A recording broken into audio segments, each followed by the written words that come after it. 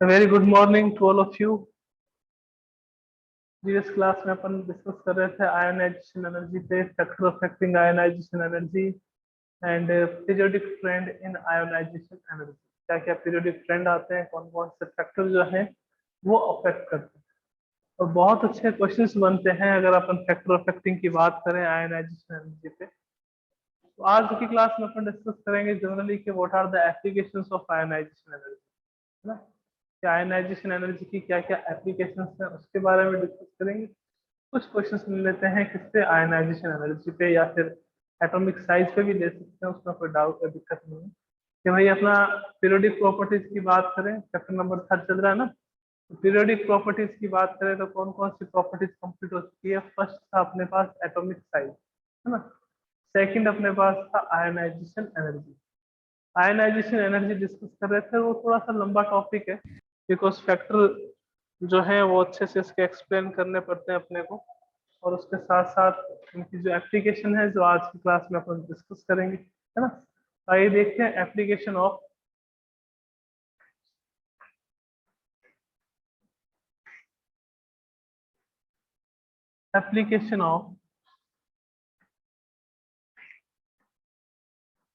Ionisation energy. Application of ionisation energy. अब ionisation energy क्या होती है ये तो सबको पता है कि what is the ionisation energy. कि किसी भी इलेक्ट्रॉन को निकालने के लिए the amount of energy which is required for the removal of electron from any isolated gases atom known as ionisation energy, है ना। ये तो सबको पता है आयोनाइजेशन एनर्जी के बारे में। एप्लीकेशन की बात करते हैं, सबसे पहली एप्लीकेशन अपने पास आती है metallic and non metallic character. Metallic and non metallic character.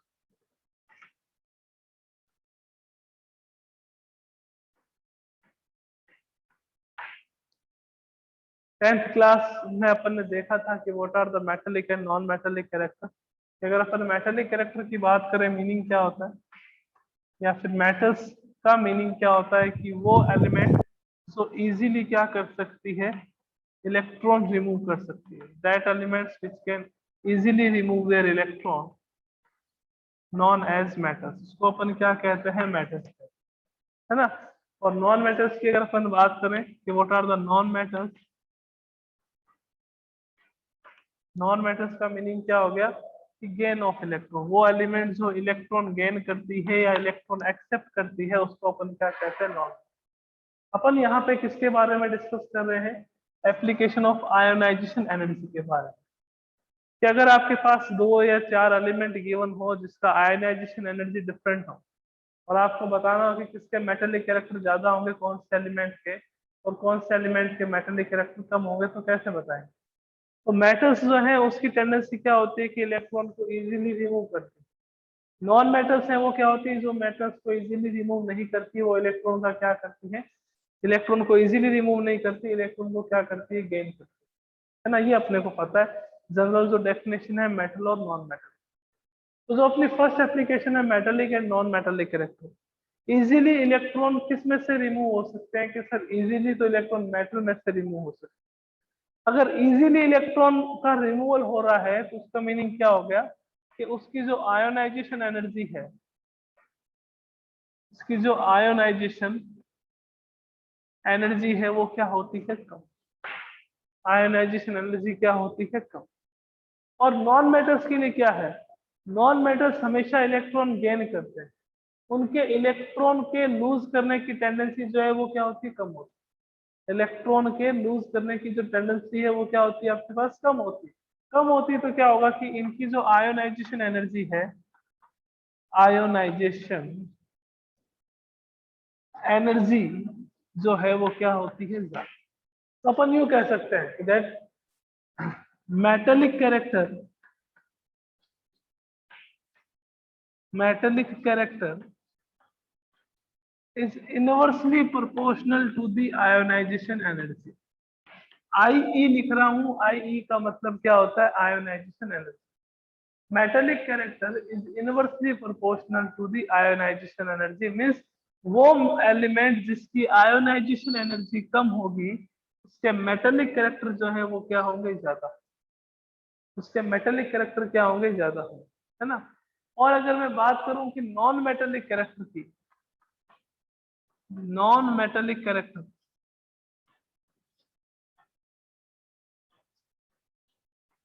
Directly proportional to the क्या होते हैं, आयोनाइजेशन एनर्जी, मींस जिसकी आयोनाइजेशन एनर्जी ज्यादा होगी उसके नॉन मेटेलिक कैरेक्टर भी क्या होंगे, आपके पास ज्यादा होंगे। नॉन मेटेलिक कैरेक्टर भी क्या होंगे, ज्यादा होंगे, है ना। आयोनाइजेशन एनर्जी कम तो मेटेलिक कैरेक्टर ज्यादा, आयोनाइजेशन एनर्जी ज्यादा तो नॉन मेटेलिक कैरेक्टर भी ज्यादा। कि फॉर एग्जांपल आपके पास तीन एलिमेंट है, लाइक एक्स है, वाई है और जेड। एक एलिमेंट एक्स है, एक एलिमेंट वाई है, एक एलिमेंट अपने पास क्या है, जेड। आपको ये कह दिया कि दैट एलिमेंट एक्स जो है उसकी आयनाइजेशन एनर्जी 129 किलो जूल पर मोल है। एलिमेंट वाई है, इसकी जो आपके पास आयनाइजेशन एनर्जी है वो 529 किलो जूल पर मोल है। और जो एलिमेंट जेड है उसकी आयनाइजेशन एनर्जी जो है 1052 किलो जूल पर मोल है। ये तीन डिफरेंट एलिमेंट है, एक्स वाई जेड, है ना। आपको कह दिया तीनों की आयनाइजेशन एनर्जी गिवन है, इसकी 129 है, इसकी 529 है, इसकी 1052। आपको पूछा कि भैया बताइए कि कौन सा मेटल है कौन सा नॉन मेटल, या मेटेलिक कैरेक्टर का इंक्रीजिंग ऑर्डर या मेटेलिक कैरेक्टर का डिक्रीजिंग ऑर्डर बता दीजिए, नॉन मेटेलिक कैरेक्टर का इंक्रीजिंग ऑर्डर या नॉन मेटेलिक कैरेक्टर का डिक्रीजिंग ऑर्डर बता दीजिए। तो देखो इसकी जो आयनाइजेशन एनर्जी है वो मिनिमम, यानी कि इसका मेटेलिक कैरेक्टर सबसे ज्यादा कम, सबसे ज्यादा हो। इसकी जो आपके पास आयनाइजेशन एनर्जी है मैक्सिमम, तो इसके मेटेलिक कैरेक्टर आपके पास क्या रहेंगे, सबसे कम रहेंगे। तो ऑर्डर क्या आ जाएगा कि x जो है उसके मेटेलिक कैरेक्टर मैक्सिमम, x के बाद किसके आएंगे, y के, और y के बाद किसके आएंगे आपके पास z, है ना। ये मेटेलिक कैरेक्टर का डिक्रीजिंग ऑर्डर होगा। x के मेटेलिक कैरेक्टर मैक्सिमम, फिर y के, फिर z के। बिकॉज क्वेश्चन क्या कह रहा है कि x की आयनाइजेशन एनर्जी मिनिमम है, जितनी कम आयनाइजेशन एनर्जी होगी मेटेलिक कैरेक्टर जो है वो उतने ही ज्यादा हो। मीन्स इलेक्ट्रॉन को निकालने के लिए आपको कम एनर्जी देनी पड़ेगी। अगर लेस अमाउंट में एनर्जी देनी पड़े आपको तो उसके लिए मेटेलिक कैरेक्टर हमेशा क्या होंगे, ज्यादा होंगे। और अगर हाई अमाउंट में एनर्जी गिवन हो तो उसके लिए हमेशा मेटेलिक कैरेक्टर क्या होंगे, कम। तो ये फर्स्ट एप्लीकेशन थी, metallic and non metallic character. अगर क्लियर है तो जल्दी से हैंड अप कर दीजिए, फिर चलते हैं सेकंड।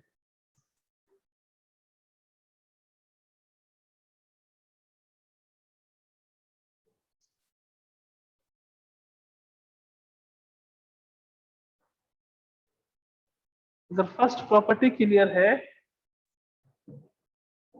जल्दी से हैंड रेज कर दीजिए, फिर चलते हैं सेकंड। आपको ये देखना है कि आयनाइजेशन एनर्जी किसकी ज्यादा है, किसकी। मेटल्स के लिए हमेशा कम होती है अगर एक ही पीरियड के कुछ एलिमेंट्स है। लाइक अपने पास अपन बात कर लेते हैं किसकी, कि सोडियम और मैग्नीशियम की बात कर लेते हैं कि किसके मेटेलिक कैरेक्टर ज्यादा हो। सोडियम और मैग्नीशियम को अगर अपन कंपेयर करेंगे तो सोडियम के मेटेलिक कैरेक्टर ज्यादा होंगे। कि सर क्यों, बिकॉज सोडियम में से आप इलेक्ट्रॉन इजीली बाहर निकाल सकते हैं। कि सर क्यों निकाल सकते हैं, बिकॉज सोडियम का साइज जो है वो मैग्नीशियम से बड़ा होता है। जितना बड़ा साइज होगा इलेक्ट्रॉन इजीली बाहर निकलेगा, और जितने इजीली इलेक्ट्रॉन बाहर निकलेगा उसके मेटेलिक कैरेक्टर भी उतने ही क्या होंगे, ज्यादा। ठीक है ना। तो सोडियम और मैग्नीशियम का कंपेयर करा तो सोडियम का ज्यादा, मैग्नीशियम और एल्यूमिनियम का कंपेयर करा तो मैग्नीशियम का ज्यादा, एल्यूमिनियम और आपने सिलिकॉन का कंपेयर करा तो सिलिकॉन का मेटेलिक कैरेक्टर ज्यादा होगा, बिकॉज उनकी आयनाइजेशन एनर्जी जो है वो कम होती है, या यूं कह सकते हैं कि उनका साइज बड़ा हो। ओके, आइए नेक्स्ट चलते हैं सेकंड।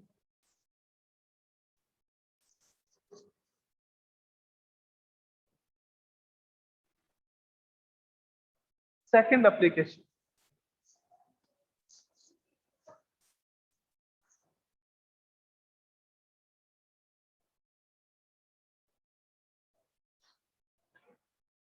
ऑक्सीडाइजिंग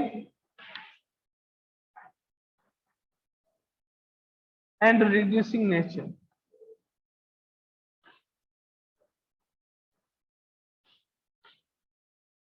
रिड्यूसिंग, सबको पता है कि क्या होता है ऑक्सीडाइजिंग एजेंट और क्या होता है रिड्यूसिंग एजेंट। नहीं भी पता हो तो अपन एक बार रिवाइज कर लें, है ना। रिड्यूसिंग एजेंट क्या होता है?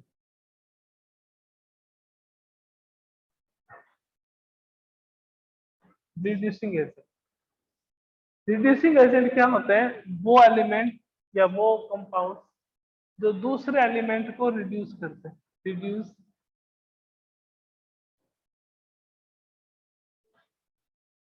सॉरी, रिड्यूस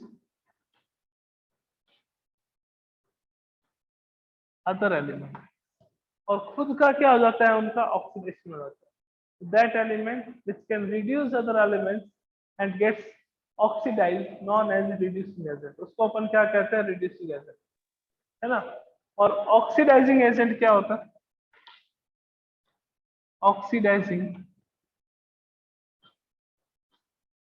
एजेंट कि वो एलिमेंट जो दूसरे को ऑक्सीडाइज करते हैं। ऑक्सीडाइज अदर एलिमेंट, अपन जो यहाँ पे देख रहे हैं ना बच्चों, वो विथ रिस्पेक्ट टू इलेक्ट्रॉन्स देख रहे हैं।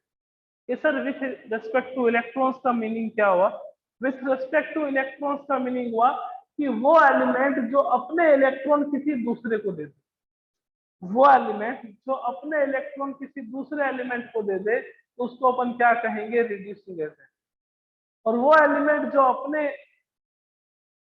सॉरी, वो एलिमेंट जो दूसरे से इलेक्ट्रॉन ले ले, उसको अपन क्या कहेंगे? उसको अपन कहेंगे ऑक्सीडाइजिंग एजेंट। अपन बात कर रहे हैं with respect two electron, electron का रिमूवल हो रहा है या इलेक्ट्रॉन को गेन कर रहा है। अपन उसके रेस्पेक्ट में बात नहीं कर रहे कि हाइड्रोजन का एडिशन है या ऑक्सीजन का एडिशन है या हाइड्रोजन का रिमूवल है या ऑक्सीजन का रिमूवल है ना। अपन ये ध्यान में रखते हैं विथ रिस्पेक्ट टू इलेक्ट्रॉन कि अगर कोई एलिमेंट इलेक्ट्रॉन गेन करता है तो उसका हमेशा क्या होता है? रिडक्शन। अगर कोई एलिमेंट इलेक्ट्रॉन लूज करता है तो उसका हमेशा क्या होता है? ऑक्सीडेशन। तो जो इलेक्ट्रॉन लूज करता है वो तो होगा रिड्यूसिंग एजेंट, और जो इलेक्ट्रॉन गेन करता है वो क्या होगा आपके पास? Oxidising agent. अपन बात कर रहे हैं विथ रिस्पेक्ट टू इलेक्ट्रॉन कि कौन इजीली इलेक्ट्रॉन लूज कर सकता है? जिसकी आयनाइजेशन एनर्जी क्या होती है? कम होती है। तो जिसकी आयनाइजेशन एनर्जी कम होगी वो अच्छा रिड्यूसिंग एजेंट होगा। जिसकी आयनाइजेशन एनर्जी कम होगी वो एक अच्छा क्या होगा? रिड्यूसिंग एजेंट होगा, क्योंकि उसमें से इलेक्ट्रॉन जो है वो इजीली बाहर निकल जाए, है ना। तो यहाँ पे क्या लिखेंगे कि आपके पास रिड्यूसिंग एजेंट या reducing nature is inversely proportional to the ionisation energy. Ionisation energy कम तो रिडक्शन करने की टेंडेंसी क्या हो जाएगी? ज्यादा, यानी कि वो अच्छा क्या होगा? रिड्यूसिंग एजेंट होगा। फॉर एग्जाम्पल वही ले लेते हैं कि अगर आपके पास एक तो सोडियम है और एक फ्लोरीन है, मैं अगर आपसे पूछ लूं कि that which one is reducing agent, और या किसकी रिडक्शन करने की टेंडेंसी ज्यादा होगी या किसके पास रिडक्शन करने की नेचर ज्यादा होगी, तो आपका आंसर क्या होगा? सोडियम। कि सर उसका रीजन क्या है? कि सर सोडियम का साइज बड़ा है। सोडियम का साइज बड़ा है, इजीली इलेक्ट्रॉन दे देगा। इजीली इलेक्ट्रॉन दे देगा यानी कि इलेक्ट्रॉन क्या हो रहा है? लूज हो रहा है। इलेक्ट्रॉन लूज हो रहा है तो खुद का क्या होगा? ऑक्सीडेशन। तो दूसरे का क्या करेगा? रिडक्शन। और अगर दूसरे का रिडक्शन करेगा तो उसे अपन क्या कहेंगे? Reducing agent. तो जितनी कम आयनाइजेशन एनर्जी, रिड्यूसिंग नेचर हमेशा उतनी ही क्या रहती है? ज्यादा रहती है। ओके, फिर बात करें ऑक्सीडाइजिंग एजेंट की, है ना, टी लगाना भूल गए। ऑक्सीडाइजिंग एजेंट, तो ऑक्सीडाइजिंग नेचर जो है, ऑक्सीडाइजिंग नेचर जो है वो डायरेक्टली प्रोपोर्शन होती है आयनाइजेशन एनर्जी की, कि जितनी ज्यादा आयनाइजेशन एनर्जी, ऑक्सीडाइजिंग नेचर हमेशा उतनी ही क्या रहती है? ज्यादा। जितनी ज्यादा आयनाइजेशन एनर्जी, ऑक्सीडाइजिंग नेचर हमेशा उतनी ही क्या रहती है? ज्यादा। इसी कारण अपन कहते हैं क्लोरीन जो है वो स्ट्रॉन्गेस्ट ऑक्सीडाइजिंग एजेंट है। उसका रीजन क्या है? बिकॉज क्लोरीन की आयनाइजेशन एनर्जी क्या रहती है? सबसे ज्यादा। क्लोरीन की आयनाइजेशन एनर्जी क्या रहती है? सबसे ज्यादा रहती है। इलेक्ट्रॉन आप इजीली बाहर नहीं निकाल सकते इसको। जितनी ज्यादा आयनाइजेशन एनर्जी होगी, ऑक्सीडाइजिंग नेचर हमेशा उतनी ही क्या रहेगी? ज्यादा रहेगी। क्लियर है ये सेकंड अगर एप्लीकेशन? तो जल्दी से हैंड रेस कर दीजिए।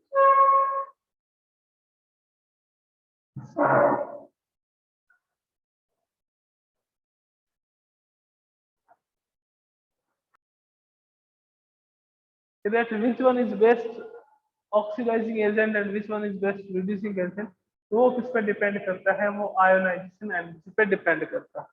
अगर किसी एलिमेंट की आयोनाइजेशन एनर्जी कम होगी तो रिडक्शन करने की टेंडेंसी उसकी क्या रहेगी, ज्यादा। मींस वो क्या होगा, एक स्ट्रॉन्ग रिड्यूसिंग एजेंट होगा।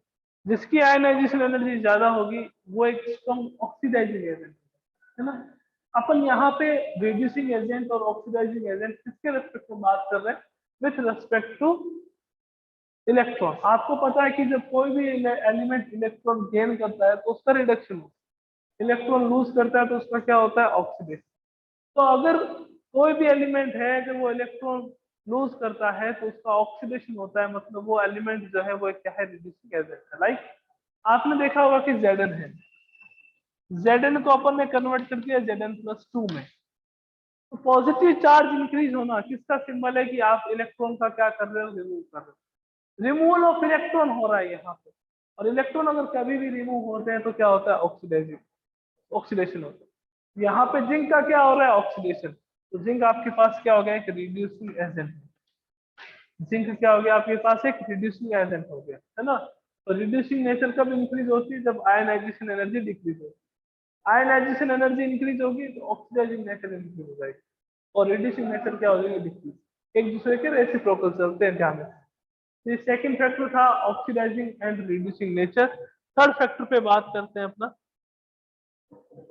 थर्ड फैक्टर क्या है देखिएगा, बड़ा इंपॉर्टेंट है ये, बहुत ही ज्यादा।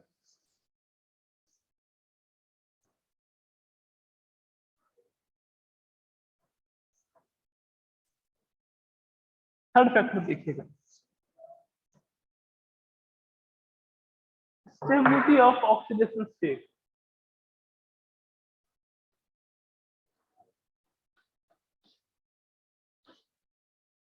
Stability of oxidation state. Oxidation state का मीनिंग क्या होता है, वैसे ही चैप्टर नंबर 8 आएगा अपना, जिसमें चैप्टर का नाम है रेडॉक्स, यानी कि जिसमें अपन देखेंगे कि ऑक्सीडेशन और रिडक्शन के बारे में। बट ऑक्सीडेशन स्टेट का मीनिंग क्या होता है ये मैं आपको बता देता हूँ। चार्ज ऑन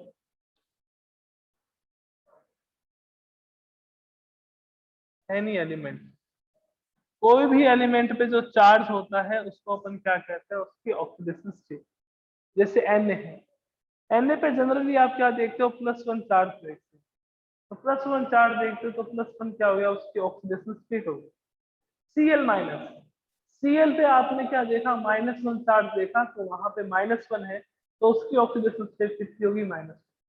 Ca+2, तो चार्ज कितना हुआ कैल्शियम आयन पे, कि सर +2 हुआ, इसलिए क्या होगा आपके पास एक Ca+2, तो 2 क्या हो गया, उसकी ऑक्सीडेशन स्टेट होगी, ठीक है ना। तो ऑक्सीडेशन स्टेट का मीनिंग क्या हो गया, चार्ज ऑन एनी एलिमेंट, को अपन क्या कहते हैं, ऑक्सीडेशन स्टेट कहते हैं। सर स्टेबिलिटी का क्या मीनिंग है, स्टेबिलिटी का मीनिंग क्या हो गया, कि कोई भी एलिमेंट है वो जनरली अपन कह सकते हैं कि एक तो उसकी मिनिमम ऑक्सीडेशन स्टेट होती है और एक उसकी क्या होती है, मैक्सिमम ऑक्सीडेशन। अपने को ये देखना होता है कि उसकी मिनिमम ज्यादा स्टेबल है या मैक्सिमम वाली ज्यादा स्टेबल, कौन सी स्टेबल। लाइक फॉर एग्जांपल बात करते हैं कि Na है सोडियम, इसने एक इलेक्ट्रॉन लूज करा, लूज करने के बाद इसका फॉर्मेशन हुआ Na++ इलेक्ट्रॉन, और फिर आपके पास एक Na+ है, आपने क्या करा, इसको भी एनर्जी दी और कन्वर्ट कर दिया Na+2+ इलेक्ट्रॉन, Na+ और Na+2। अब आपको पूछ लिया कि that which one is more stable and why, Na+ और Na+2 में से ज्यादा स्टेबल कौन सा है और क्यों, क्या रीजन। Sir Na+। अब देखिएगा कि आपने क्या करा, Na से Na+ का फॉर्मेशन करा, तो आपने कुछ एनर्जी दी तभी तो इलेक्ट्रॉन रिमूव हुए। आपने सम अमाउंट ऑफ एनर्जी इसको दी, एनर्जी देते ही कुछ इलेक्ट्रॉन क्या हो गए, एक इलेक्ट्रॉन जो है वो रिमूव हो गया। यहाँ पे जो एनर्जी है उसको अपन ने कह दिया आयोनाइजेशन एनर्जी फर्स्ट। उसको अपन ने क्या कह दिया, आयोनाइजेशन एनर्जी फर्स्ट, IE1, ठीक है ना।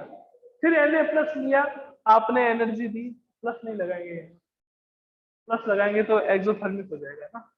Na+ है, आपने फिर इसको एनर्जी दी, एनर्जी देती है किसमें कन्वर्ट हो गया, Na+2 में, और Na+2 में कन्वर्ट हुआ तो किसका फॉर्मेशन हुआ, IE2, यानी कि Na+2 का फॉर्मेशन हुआ।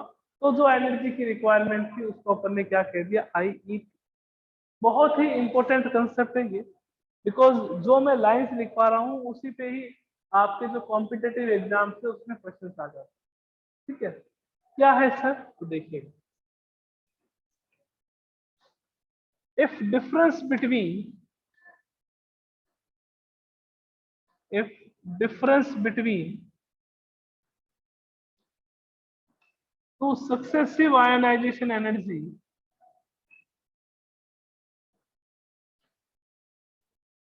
is greater than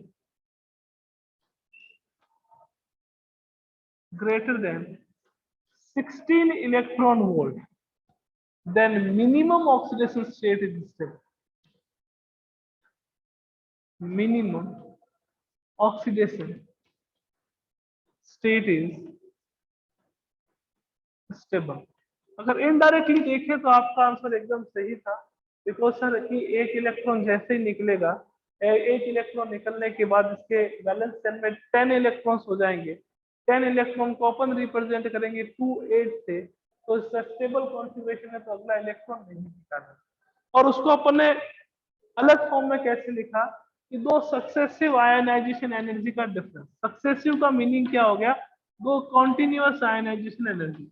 IE2 minus IE1 का अगर डिफरेंस 16 इलेक्ट्रॉन वोल्ट से ज्यादा हो, ग्रेटर देन हो 16 electron volt, then minimum oxidation state will be stable. तो Na+2 और Na+ में से Na+ क्या रहेगा, ज्यादा स्टेबल होगा, बिकॉज इनकी सक्सेसिव आयनाइजेशन एनर्जी का डिफरेंस जो है वो 16 इलेक्ट्रॉन वोल्ट से ज्यादा। तो सर ये ज्यादा क्यों आया, क्या रीजन है, उसका क्या रीजन है वो तो आपको ही पता है कि सर कैसे।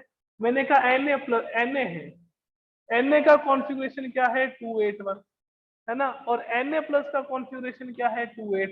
तो देखिएगा कौन सा स्टेबल है, सर ये वाला स्टेबल है। अब स्टेबल है तो इसमें से इलेक्ट्रॉन निकालने के लिए आपको ज्यादा एनर्जी की रिक्वायरमेंट होगी, सर एकदम होगी। तो इतनी ज्यादा एनर्जी की रिक्वायरमेंट होगी कि इन दोनों का जो डिफरेंस है वो 16 इलेक्ट्रॉन वोल्ट से क्या आ जाएगा, ज्यादा। और अगर दो सक्सेसिव आयोनाइजेशन एनर्जी का डिफरेंस 16 इलेक्ट्रॉन वोल्ट से ज्यादा आ जाता है, तो आपके पास मिनिमम ऑक्सीडेशन स्टेट हमेशा स्टेबल होती है। तो Na+2 और Na+ में से Na+ is more stable. Okay, clear statement. तो जल्दी से अपना हैंड रेस कर दीजिए, फिर चलते हैं नेक्स्ट सेकंड पे चलते हैं, है ना। ये स्टेटमेंट अगर क्लियर है जल्दी से हैंड रेस कर दीजिए, फिर अपन चलते हैं second.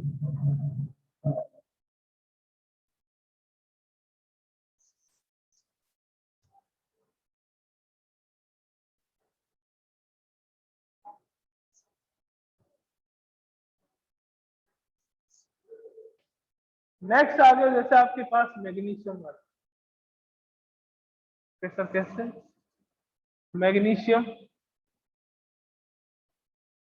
Mg++ electron,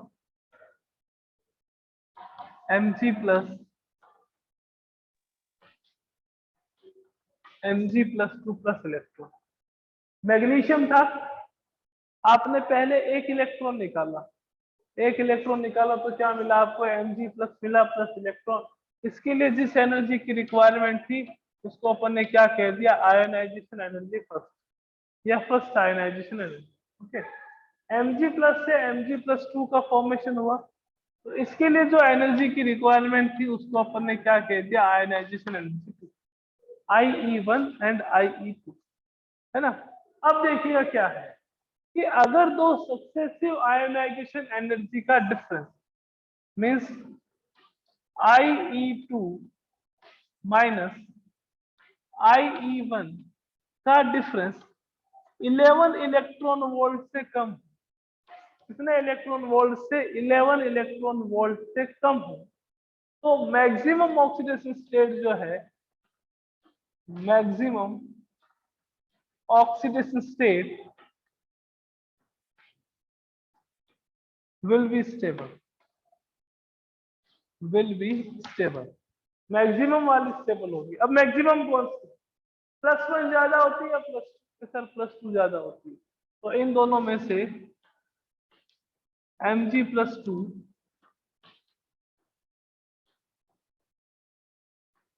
is more stable.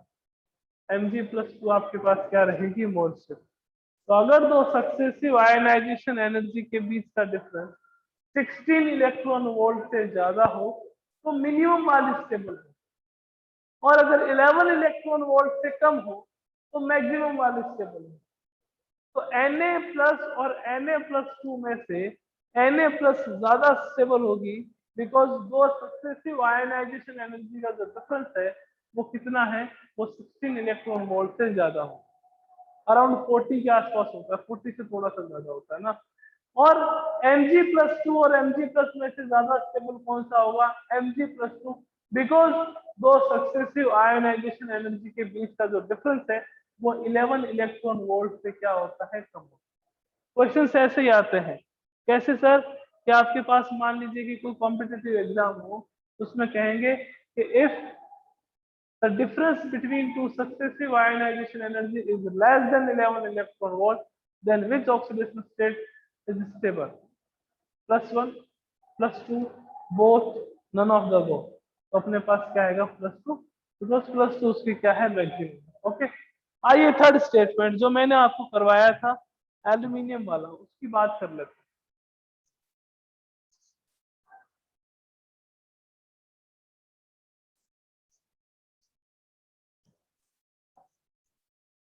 कि आपके पास एल्यूमिनियम की बात करेंगे, आपको पता है एल्यूमिनियम 3 इलेक्ट्रॉन्स जो है वो बाहर निकालता है। एल्यूमिनियम से क्या मिला आपको, Al+ मिला, प्लस इलेक्ट्रॉन, इसको अपन ने कौन सी एनर्जी कह दिया, आयनाइजेशन एनर्जी फर्स्ट। फिर आपके पास क्या आ गया, Al+, आपने फिर इलेक्ट्रॉन बाहर निकाला, Al+2 प्लस इलेक्ट्रॉन, और यहाँ पे किसका फॉर्मेशन हुआ, सेकेंड आयनाइजेशन एनर्जी, है ना। ये ई पे माइनस चार्ज है, यहाँ पे माइनस नहीं है। फिर Al+2 लिया, उससे किसका फॉर्मेशन हुआ, Al+3 का, प्लस इलेक्ट्रॉन का, और यहाँ पे जो एनर्जी है वो कितनी है, I। और आपको कह दिया कि बताइए करेक्ट ऑर्डर क्या होगा स्टेबिलिटी का, correct order of stability, Al+2 और Al+3 में से करेक्ट ऑर्डर बताइए स्टेबिलिटी का। तो देखिएगा यहाँ पे एक और स्टेटमेंट की बात कि ये अपने को पता है कि अगर IE2 माइनस IE1 का डिफरेंस अगर 16 इलेक्ट्रॉन वोल्ट से ज्यादा हो तो कौन सी स्टेबल होती है, मिनिमम ऑक्सीडेशन स्टेट। कौन सी ऑक्सीडेशन स्टेट स्टेबल होती है, मिनिमम वाली। ओके, अगर आपके पास IE2 माइनस IE1 का जो डिफरेंस है वो अगर 11 इलेक्ट्रॉन वोल्ट से कम हो तो वो कौन सी स्टेबल होगी, मैक्सिमम वाली। कौन सी स्टेबल होगी,